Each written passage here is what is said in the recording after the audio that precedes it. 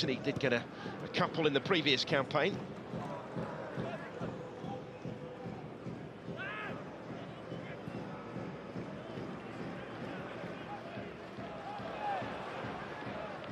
Morrison fending off Kayembe, returning it to Nardi. Steve Cook once more. Scored in both games over Easter last season against Birmingham City and Swansea City. Saito helping this one on. And there is going to be a free kick, and there is going to be a yellow card.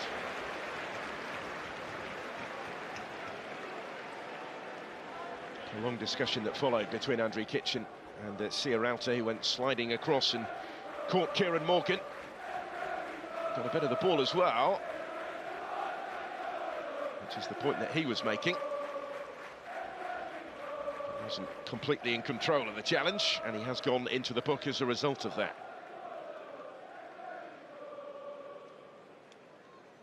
It's his 7th yellow card of the season already. He's already served a suspension for 5 bookings. Free kick is in a useful position here for Queen's Park Rangers.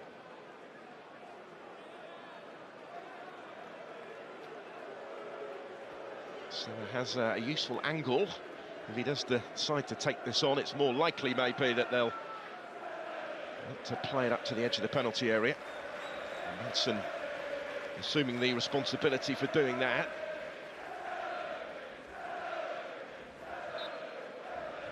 And he declines the chance to take the shot on. Leaves it for Kenneth Pal instead, and he's the one that will swing it in. And again, there were plenty out from the back. There's an appeal for a handball in there as well. Strong Queen's Park Rangers appeals here. Morrison was convinced.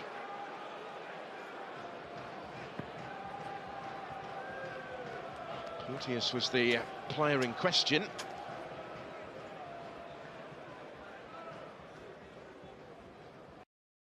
Did it strike the left arm there of Ryan Porteous? It only just missed the hand of Ciaralta in front of him as well. Dunn rising to win it.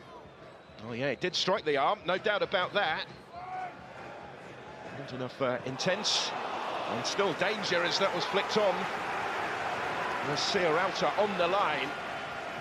He's just about able to rescue the situation. Watford hanging on a little bit here. They're finding these situations difficult to deal with. Ciaralta just shutting the door in time on that occasion. Porteous having got away with that possible penalty shout. Corner to come. Madsen takes it.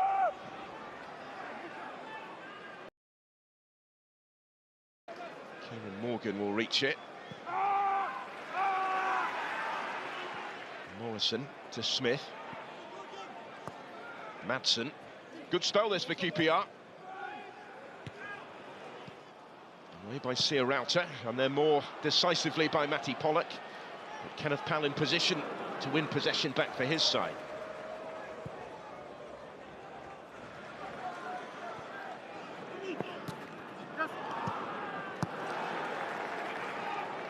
Forward by Madsen. Ciaralta under pressure, could take no chances.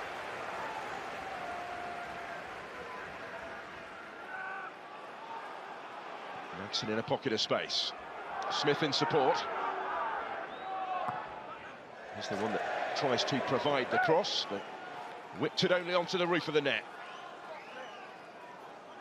But he'll be encouraged, Cifuentes certainly, at the extra attacking intensity of his team in the last few minutes. Certainly giving Tom Cleverley's side a bit more to think about at the back.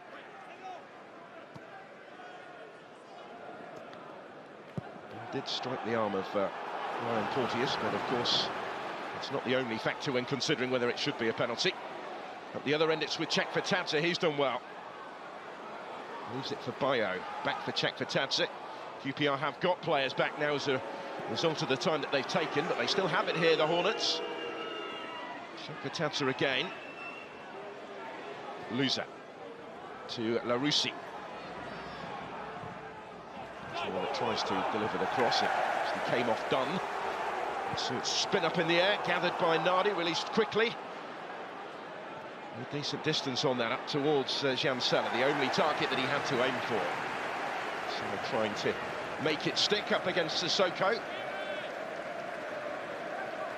And his work rate never in doubt. Cifuentes delighted that the goals finally came to Jansella in midweek. Said nobody deserved it more. And they celebrated collectively. Felt it was a goal scored by all of them because his teammates have been fiercely supportive and protective of Jansella. As that long goalless run for him had gone on at the start of his QPR career, including a missed penalty last week against Stoke. It was a costly one. He was given the backing of his boss afterwards, having the bravery to step forward to take it in the first place. Made it pretty clear he'd be on the next one as well, should they get one. His response in midweek was impressive.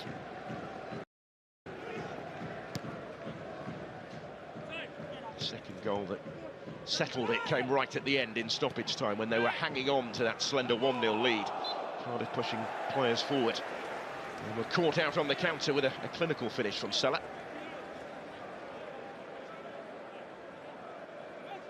Let's have another look at this.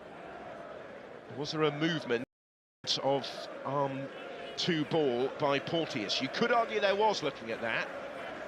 That was a deliberate movement towards the ball. And if it was, then a penalty should have been given. The referee decided otherwise.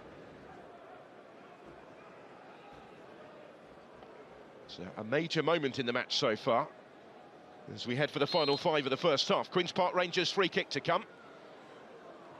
Nicholas Madsen will take this one.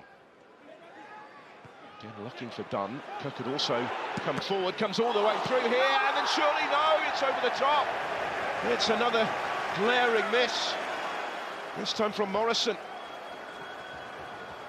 Oh, big chance.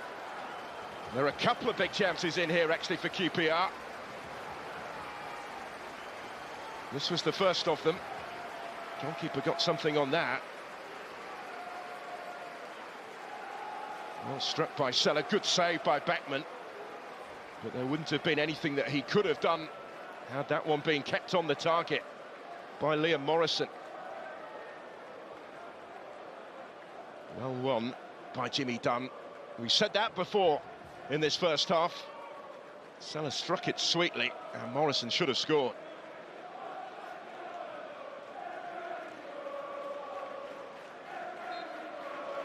Only ever got one in senior football last season on loan for Wigan against Carlisle in League One. A couple of days before the turn of the year. He's perfectly positioned without being able to profit for Queen's Park Rangers. Will they be left to regret these missed chances? Because they're the side in the ascendancy at the moment, heading for half-time. Good save from Beckman in there as well to keep out Sella, who would have fancied his chances of scoring when it fell his way.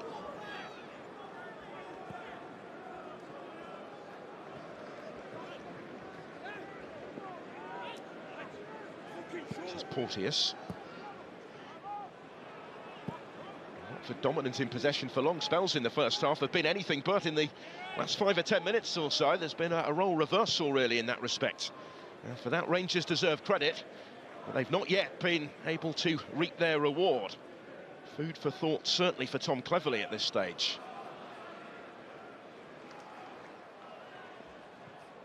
Not being able to find their threat, the home side, for all of that earlier possession. Not translated into chances yet. I'll try and change that here. Kayembe on the run, will reach it. This is Larouci. And yes, Larouci has a go. Too many in blue and white in the way.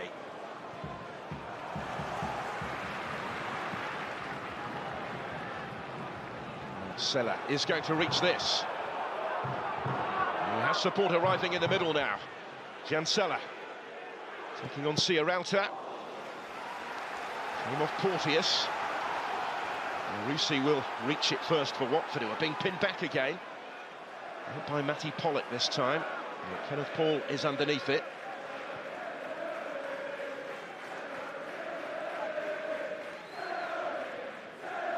Field to Morgan. Those two combine at the heart of midfield, where Queen's Park Rangers have a grip on the game just at the moment. Now with Koki Saito. Morgan trying to take them all on. And then Luza. This is Bayo. Back for Luza. Check for Tata in support. Still with Luza. He's covered good ground here, but QPR have got players back in position. Larouci. That's been part of the problem for Watford. They've been a little too deliberate, maybe, in the final third. Sissoko with a cross this time in towards Bayo. Out as far as Check for Tata. Couldn't quite get his shot away, and nor was he able to tee up Kayembe, as was his intention. But he does have the ball back here, Georgie Check for Tata. He's trying to find Sissoko. Not quite. Clever idea from Check for Tata, but the execution on that occasion was a little lacking. But more threatening from Watford, as they try and end this first half on the front foot.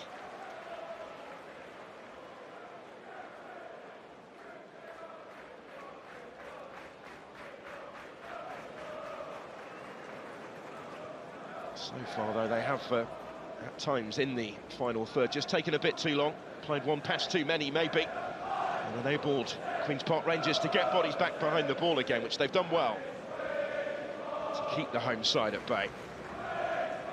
Home side who last failed to score here in a goalless draw with Hull City back in April, late last season. Saito's going to keep this one in. And he's in front of Check for Tata. He's still going, trying to keep his feet as well. Morgan helps him out. Smith's going to reach it. It delivers the cross too close to Daniel Backman, who gets really decent distance on the throw out. Into the run of Vacuum Bayo. He just wasn't quite able to thread that pass through. Otherwise, Watford might have been in behind. Just the one additional minute, I think, was added at the end of the first 45 here. Thomas Parsons, the fourth official.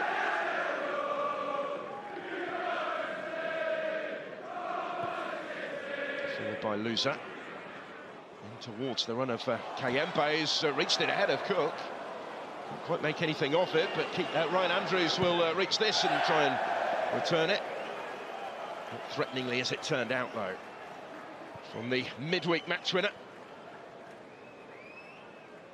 It was all a little frantic, really, from Kayembe. They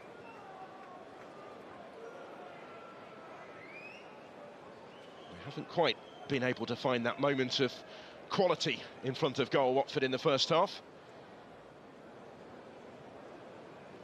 But it has been an issue at times for them this season. Their first half performances have lacked consistency, says Tom Cleverley. Generally, they've tended to step it up after the break and find a way through, and they will be required to do so again today, because nothing in it at the interval. Queen's Park Rangers have had the better chances.